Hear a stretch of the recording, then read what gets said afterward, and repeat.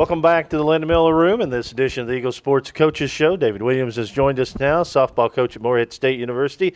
7 games under your belt. Kind of critique your Eagles thus far. Well, we're not where we want to be at this point. We easily could be 6-1. I think we've kind of shot ourselves in the foot a few times. It's early in the season. We're still kind of going through all the typical growing pains with the turnover of a program. But I still feel like we're really ahead of where we can be and where we should be at this point. We just need to minimize mistakes, opportunities we give other people, and really start to put a complete game together. Well, you know, I guess dodging the weather sometimes too. You get to a place and the schedule kind of gets redone, but you're playing the games, and as a coach early on in the season, and we talked about this before, that's what you want. You want to see how these young ladies react in certain situations. Definitely, and that's one thing that does hurt us a little bit. We've already lost 3 games off the schedule within the first 2 weeks. Yeah. We go down to Miami, it pours the first day, don't get a game in there. And then we go down to Wilmington, and it rained for a day and a half, and we lost 2 games off the schedule down there. So obviously, when you want to play those games to work on those things, you want to make sure you get them all in. So, ideally it'd be nice if we had those extra 3 games at this point to see where we were at. But, it's better to play some than none, I guess. You had a little delay getting to Miami. We were giving you a hard time about getting out and getting to the sun, and it ends up kind of costing you a day, didn't it? It did. We lost a whole day traveling to Miami. We got stuck in the airport, and because of the storms down there, we couldn't fly out. We sat in the airport for 9 hours just for them to tell us that we weren't going to fly out that day. So we wound up having to leave the next morning, lost a whole day. Fortunate for us, it continued to rain in Florida, so nobody got to play that day. But it did make for a quick turnaround as far as coming back here. Yeah. And you get down there and, still don't have that time, I guess, to get your bearings in a way, and you're out on the field. I mean, No, it was really quick. I mean, we got to the hotel at 7 at night and turned around, and we were at the field 9 o'clock the next morning. So it definitely didn't give us a lot of time to settle in, and really the same thing happened this past weekend in Wilmington. They canceled the first day of the tournament, so we wound up leaving a day later. We get there, and Saturday we sit there in the hotel till 2 o'clock watching it rain, and then it was like, well, we're going to try to squeak in 1 game tonight. So, you sit around all day, it makes it difficult. You wake up, you're ready to go, but then you have to sit and you have to wait, and that really takes a mental toll on everybody. Well, overall, you mentioned getting some games in. What have you kind of discovered about your team early on? The one thing I'm extremely pleased about, I think we have a lot of options, and I think we have a lot of depth. You can look at some of the box scores to this point. I might have set a record for most people I've gotten in a game before as a coach. I think we got 18 people in the game the other day.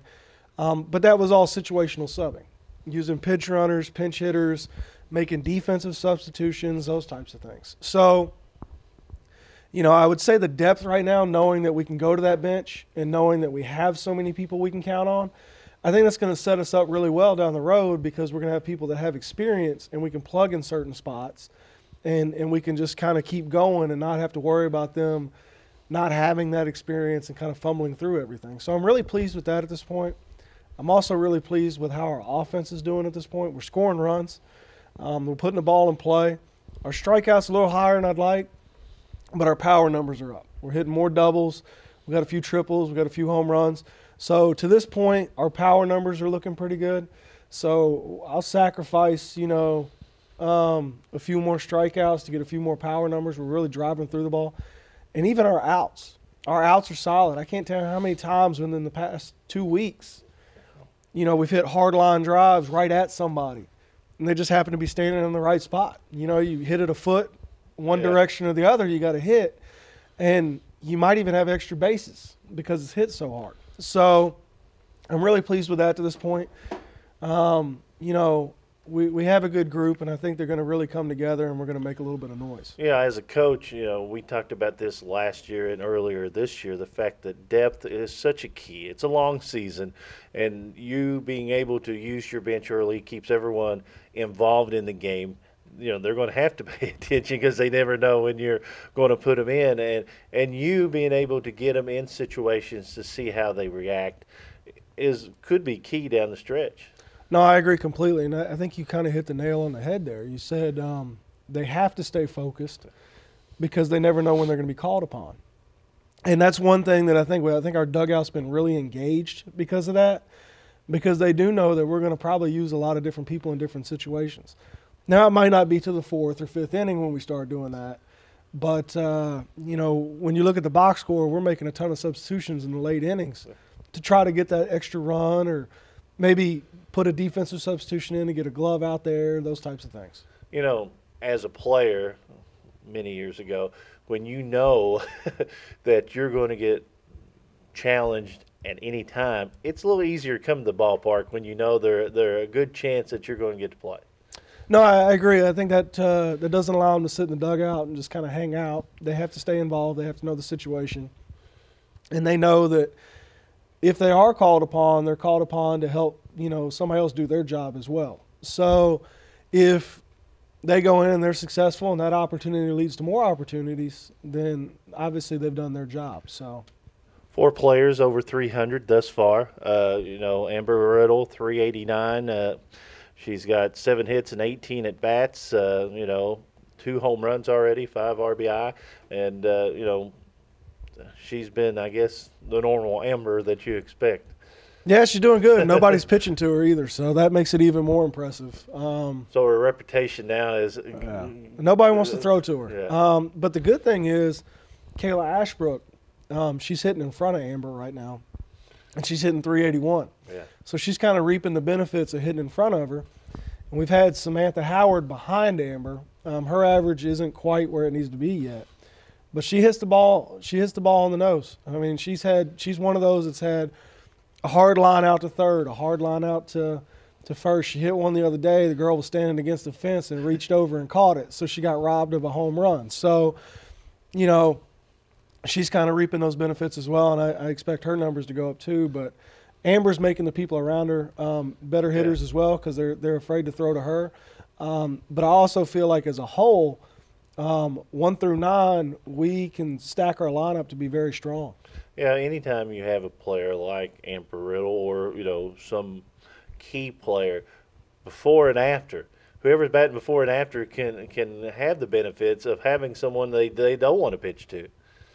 No, definitely, and that's kind of why we've got certain people in certain spots. But I think we've also staggered our lineup this year.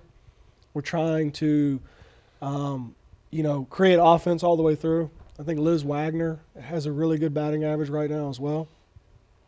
She's kind of up there. She's hitting the ball really well, but she's been about 6 or 7 in the lineup for us, yeah. And which is great because, when 3, 4, 5 get on, somebody's got to get them in. So she's been really good in that spot right now, and really been producing and getting on base, getting RBIs, and we really want to have strength all the way through. You take a look at some of your averages. The fact that, like we said, you got 4 over 300. Anderson hitting 300, Ashbrook 381, Wagner 381, and Amber 389. In years past, that's been the trouble more at State, the fact that we haven't put the ball on the bat or the bat on the ball. But, as you talked about early on in the season, it has to feel good, the fact that you are making contact. Because a lot of people struggle out of the gate hitting. Yeah, it definitely. Contact's not our issue at this point. What is our issue is pitch selection. Yeah. We're chasing pitches we shouldn't pitch. And actually, I've seen a progression. Your first weekend in Miami, we chased a ton of pitches we shouldn't have chased. But a little over anxious, you think? Oh, yeah. Oh, yeah. Definitely. They all want to get the big hit. But this past weekend at Wilmington, you saw them be a lot more selective. We drew more walks. They let, the count work in their favor instead of letting the pitcher dictate the count.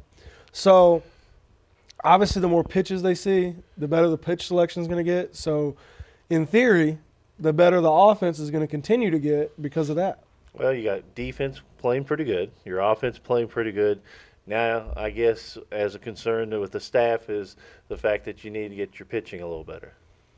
Yeah, and we've had good outings.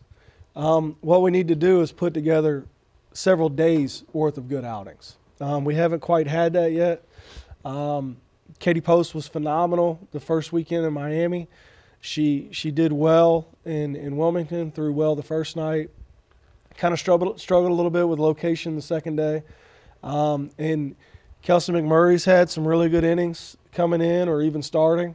And Greta Smines has had a few good innings as well. But what we need to do is we need to put it all together. We can't play a guessing game on who's going to be throwing well which day. We need them all to be throwing well every day. Now, pitching-wise in softball, I guess the conditions kind of – I know you're not going to make an excuse. And Right. I'm just saying the conditions sometimes – make it different how you pitch. I mean, because, if you're in Miami, you're going to have some humidity. And as a softball pitcher, if you can't get a good grip, that might change it a little bit. But I know you're not going to make excuses. But the different weather outlets that you've played at might have caused a little bit of that. Yeah, I would say, well, when you go into a warm climate like Miami, it's a lot easier. When you play in cold, wet weather like we had to play in Wilmington, it's harder to grip the ball, which makes it harder to feel the seams, which then makes it harder to throw your breaking pitches. So it does play a factor, but at the same time, you don't want to make an excuse. Yeah. You want to make sure that they're prepared for any situation possible, and they're doing their job to their best ability. It's both ways. Right. Both teams are pitching the same way. Exactly. I just, different weather has to, like even in baseball, different weather has a different effect on each. Tournament coming up in East Tennessee State this weekend. Tell us a little bit about that. Well, we play East Tennessee State in Bowling Green. We play them both each day. So we'll play a single game versus both teams each day. Hopefully we come out of that with 4 wins. I think we match up extremely well with them. East Tennessee State is a good ASUN opponent. It's a really good conference. They've kind of been up and down the past few years, but they seem to be rolling in the right direction this year, so I think it'll be a quality opponent.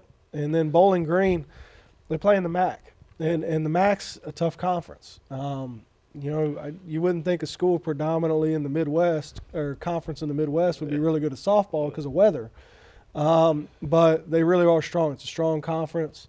And that would be some quality wins there. They had a really good season last year.